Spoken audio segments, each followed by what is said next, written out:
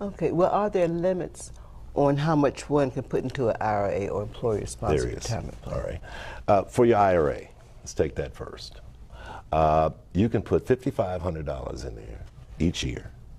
And if you're over the age of 50, you can catch up contribution of $1,000. So you could put $6,500 into your IRA.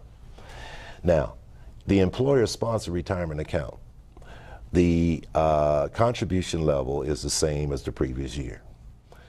You can put up to $18,000 in your employer-sponsored retirement account. And then you can catch up with $6,000 in the same year. So let's say folks are trying to save money, or I should say on their taxes this year. They got until 12/31 of this year, and they can make that $18,000 limit and the $6,000 catch up.